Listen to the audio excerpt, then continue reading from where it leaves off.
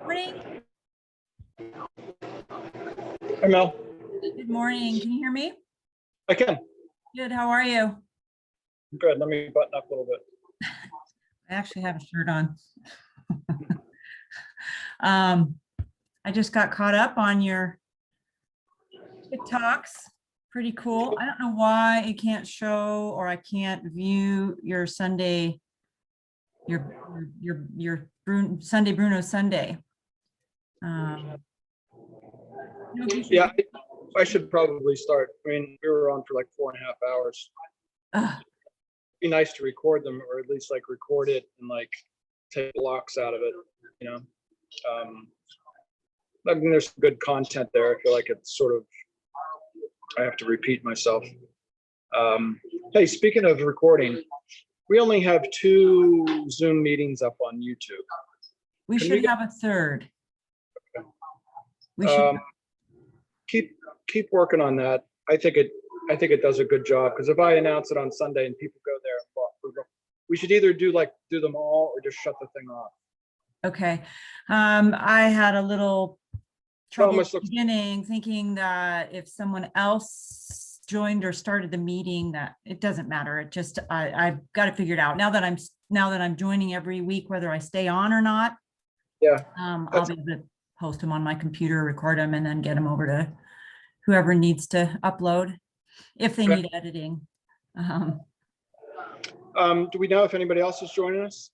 I never hear back from folks. They're either here or they're not. Yeah, I'd be surprised if we didn't, but it's, you know, post big weekend, schedules change. Let me just throw something your way. Yeah. So I did a video just a couple minutes ago. I think the Dow squared thing like just goes over everybody's head. Pardon me. And like it sounds too convoluted, even though it's really a very simple idea. It's just a fund of funds. I mean, that's all there is to it. But maybe what we need to do is go the other way and say like, hey, let's build a DAO for your neck of the woods or where you live. So here's my question to you. Idaho has a relatively small population. It's probably only a couple area codes, correct? 208 is basically all over the state. Yeah. So if you want, we could make you like the ambassador and we could do a 208 area code. I started thinking about that. I have too brief of a concept of everything that you've thrown out about that in the last couple of days, along with a couple of questions. For me, what's that? Yeah, hit it. I think this would be productive to like have this exchange so people could hear our own, you know, thinking and talking about it. Yeah, I think that so I am no crypto expert, and I go in and out of understanding this much of it and being too dangerous for my own good to wow, this is amazing. This can't not happen because of the way everything is moving. And then so the understanding of the technology behind Bitcoin and Ethereum and DAO squared is tough to follow. And I think simplifying it somehow would be a sales pitch, but also help for people like me who go in and out of, I thought I got this for a minute and now I don't anymore. And it might be like that. It might be organic anyway. And that might be what we need to say is this is moving organically. We don't know because we haven't gone through the big financial shift yet. But things like what you put up the other day, I just saw the comparing PayPal to Ethereum. I mean, like, wow. Already here, right? Yeah. Talking about this, like this is going to happen in 5 years. It's happening. It's like right now. Yeah. Right now. It's like right now. So let me hit that real quick on the technology side from Ethereum.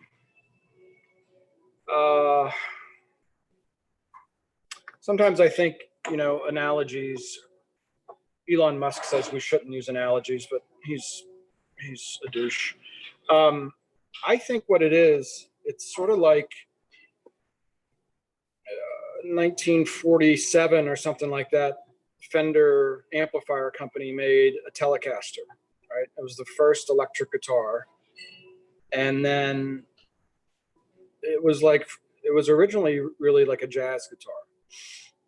And then, so people looked at this thing and they were like, it's loud, it's bright. And then like over the next couple decades, like everybody plays one. I mean, Prince plays one, Jimmy Page plays one.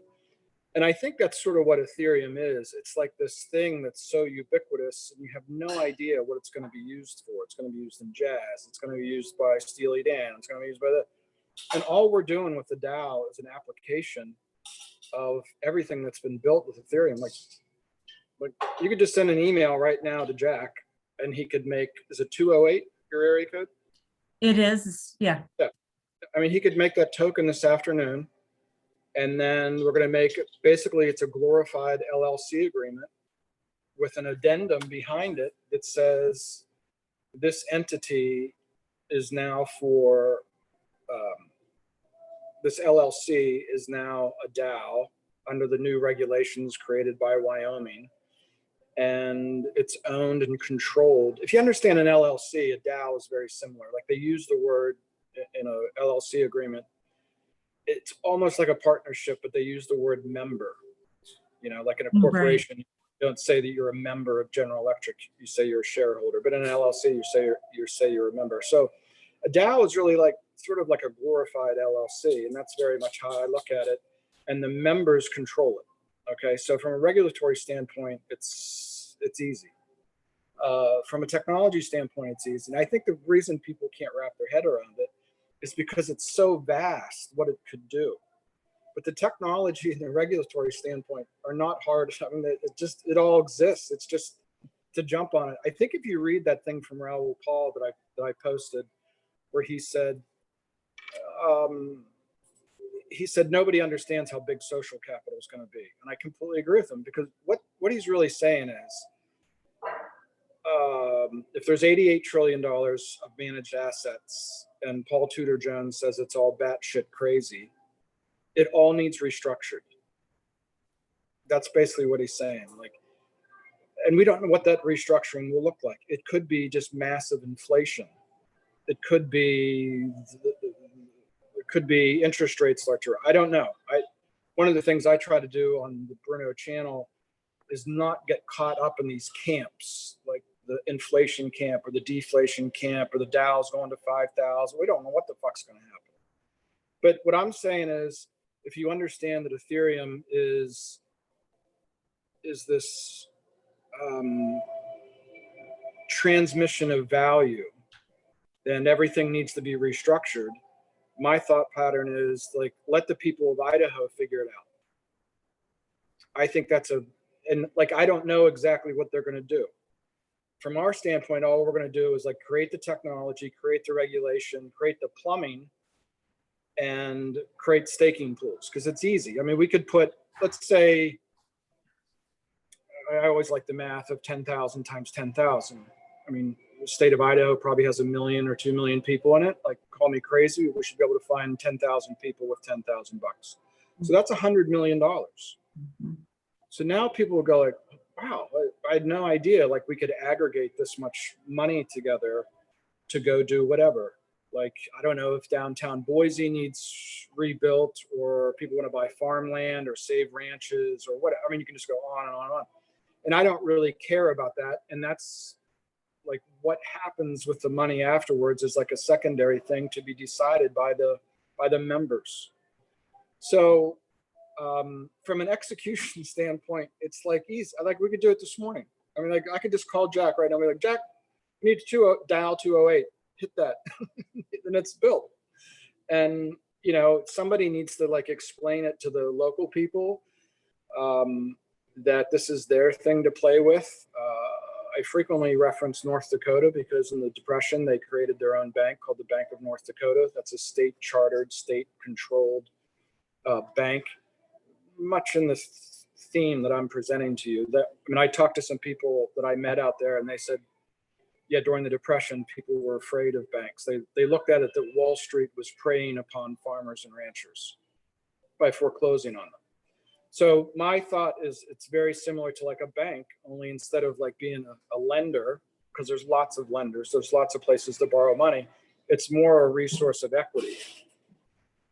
So equity is what makes the world change. And here's why. And maybe I should talk a little bit more about this, but you know, you can't walk into a bank and say, I have an idea. They say, go away. Yes, Right? They'll say, okay, we'll put a lien on your house. Yeah. Where 80% of all debt is against property. That's an interesting thing to think about. That was my job the last 4 years. Yeah. So you're in banking, you get it. So now if you have equity, now you can change the world because you don't have to answer to it. You don't have to answer to them. You know, that's my big, you know, the DeFiers call the banking system Maloik. It's funny. I mean, it's really a cute thing, you know, like the devil, like Baphomet kind of a thing.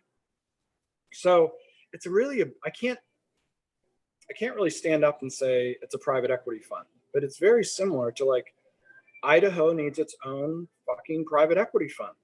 That's my thought process behind it. Lastly, I think you and I may have discussed this before. The guy who wrote the book, The Black Swan, his name's Nassim Taleb.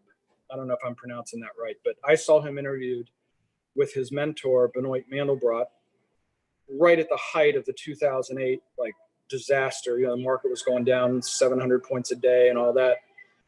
And they're discussing this and going back and forth, and they're both mathematicians. And the interviewer, who was a financial person, said, well, how bad is this going to be? And they both sort of looked at each other and they said, like the Civil War. Like that's really, they're like mathematically speaking, like we're going to go through this massive restructuring of the economy. That's really, we're still doing the same things today that we did in 2008. Like we've really never cured the problem. Raoul Paul says there is no going back. Like we can't put this thing, the Fed can't get out of the way of the markets because they'd implode. In other words, when Congress issues the next $1 trillion stimulus package, if the Fed said, fuck it, we're not buying it, the whole financial system would lock up, right? So they're perpetually in this. I just did a thing where Mark Faber, he's the famous Swiss guy. I haven't followed him recently, but I used to follow him a lot. He said the Fed, once this begins, it's like a nuclear reaction. They won't be able to stop. And that's the case in Japan. So I know I'm wandering around here in the woods, but Nassim Taleb said, the future is equity. I just think that's so, I might get that tattooed on myself. I mean, that's just, to me, that's so profound because whatever happens in Idaho is going to be because somebody shows up with equity. Now that might be people moving in from California. That may be Bill Gates. That may be movie stars buying up all the ranches. I mean, if you look at the Mountain West, it's like pretty much now all owned by the ultra wealthy. I mean, I've been to them, a few of them, not a lot, but because I grew up on a sheep farm, I traveled with my dad and we went to these ranches and you'd just be like, Brooke Shields owns that one. Tom Brokaw owns that one. This, you know, these magnificent places. So my point is, I remember, I mean, this is to the point here. One of the guys standing in this magnificent place in Montana. I mean, like, we went in, we met his wife, and we said, you know, where's your 70-year-old husband? She said he's up at 10,000 feet looking for cattle. And like literally a couple of hours, he came down on his horse. It was like a fucking John Wayne movie. And he pointed to me, I was about 20 years old, and he said, you know, it's a shame a young man like you that's interested in ranching, you won't be able to find a ranch. And that's true. Yeah. So just going along with that Rocky Mountain High kind of a thing, I mean, that's what a DAO could do, is say, let's say we want to protect ranches or the environment, or we want to rebuild some part of Boise or whatever. I don't have to go through like all the things that people want to see happen, but all we have to do is just build the infrastructure for that. Then whenever you say like, well, $100 million sounds like a lot, it's not. And if you can create this thing and it starts off as a staking pool, and then from a regulatory standpoint, it starts to do other things, then we find the asset managers to do that. So I'm not like trying to run a fund in Idaho. That's not what Bruno's trying to do. We're just trying to put the infrastructure together and then allow the members of that DAO to go do with it what they want. But it'll start off as a staking pool, which I think is a great investment for, ad nauseum, I've said on my TikToks, for both the yield and the upside potential.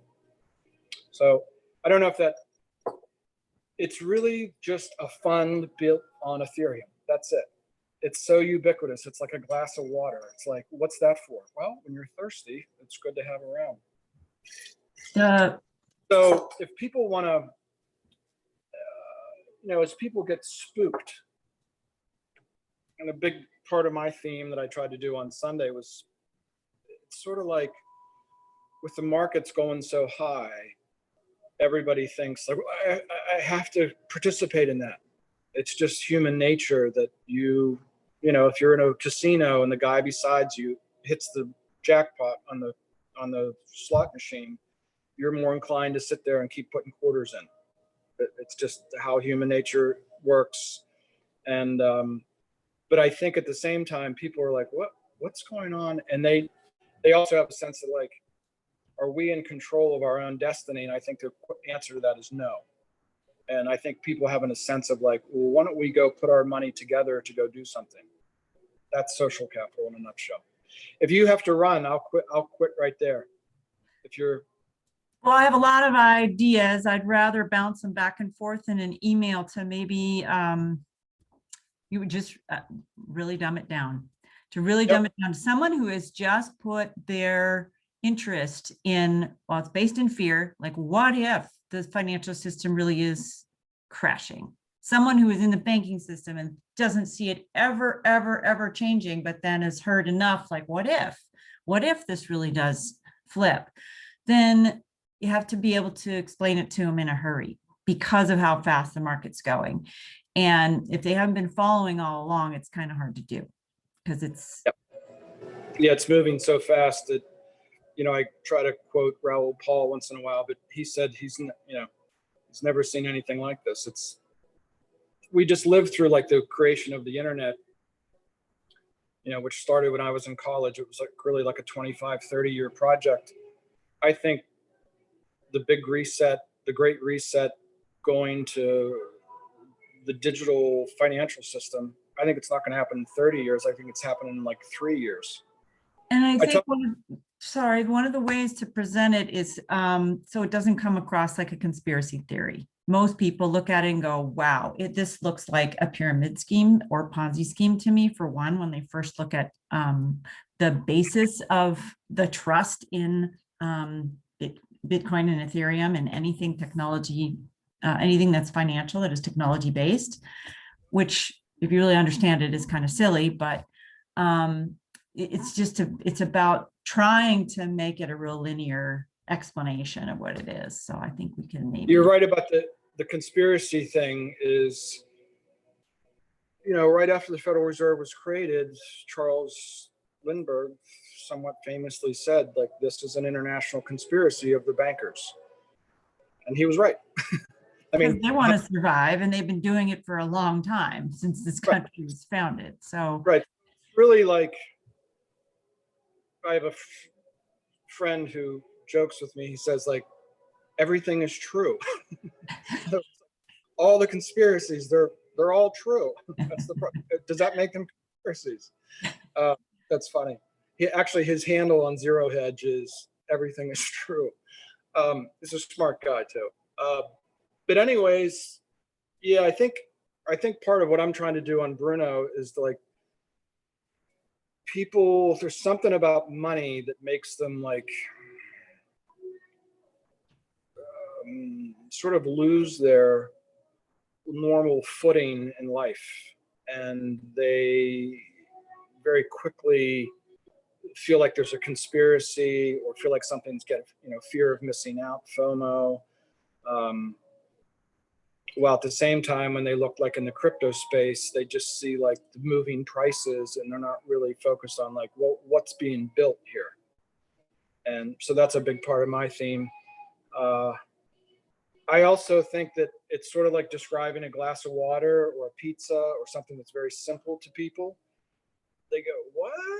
And you just have to be like, How do it's you probably not? better just to make a pizza and like stick it in front of their face. So maybe we should just build 208 and like, you know, Talk about who to approach and see what we can do.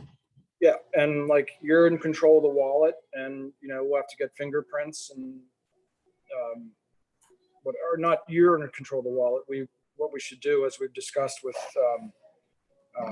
who's our, not Landon, Lyle, is start to put those things in place that it needs to be secure, to be legal, it's not very hard. Let me leave you with this, because I'm away from my house and I need to get home. My son's recovering from surgery. He's okay. He had a tonsillectomy, but he's on like day 5 and just coming down the other side. I called Matt Kaufman last year, probably in April or something like that, when COVID hit. And he said, we were talking about Wyoming and the legislation, and the Avanti Bank was being founded by Caitlin Long, et cetera, et cetera. And he said, yeah, we thought a lot of things were going to take 3 to 5 years are now being implemented in 3 to 5 months. And COVID was the big catalyst for that. And it just continues through the Great Reset. Whether the Great Reset and COVID are related, but they're both here at the same time. So it doesn't matter, you know, cause and effect doesn't matter. They're both here. It's like, did the thunder and lightning cause the storm, or did the storm? It doesn't matter, because they're both here. It's Right. about being ready now and creating something. So I'd love to talk. I know we both got to go, but the practicality of profit, because it's really pretty to say, let's create this fund to do these great things for social causes, and how are we going to make money? And that's so to start, you have to be careful, because I can't stand up and say, hey, let's build a DAO to make profit, because that's I know. Like, let's build a staking pool, and then the members can decide what they want to do with it. It may become something that's like just Ethereum based, and it's a nonprofit. I mean, they may just vote it to make a 50c3 out of it, or they may branch out and say like half of it's going to be nonprofit, much like a lot of cryptos operate that way. They have a foundation, and then they have, like, Ethereum is both like an enterprise and a foundation, you know, at the same time. And like Uniswap grew not out of the for-profit end of things. It grew out of the foundation, and now it's worth $25 billion. I mean, it's sort of a neat thing to think about. Yeah. Cool. Well, let's exchange some emails and maybe like get it down to like 12 bullet points, and just us having a conversation might be, you know, the kind of thing that we need for me to get my argument down. And, you know, if nothing else, we send the 12 bullet points to Matt and say, Matt, we're going to build one of these for Idaho. Perfect. I think Idaho is an interesting place to start, because it is part of this. There's like a strong crypto culture in the Mountain West, and I know why. It's because you guys all think like sort of independently. You don't like Wall Street. You don't like Washington, D.C. You don't like people telling you what to do. You want to do it yourself. You have that like you betcha kind of approach to life. And I know a little bit about that from my travels, and ranchers and sheep ranchers and so forth. They're like very can-do kinds of people. We like leadership. We just like good, strong, honest leadership. That's what Yep. Cool. Right. Thanks, Mel. Why don't you save this, because this has actually been a pretty good little discussion. Agreed. And, I will. And we'll throw it up on YouTube. I'll see you. Okay. Ciao. Bye.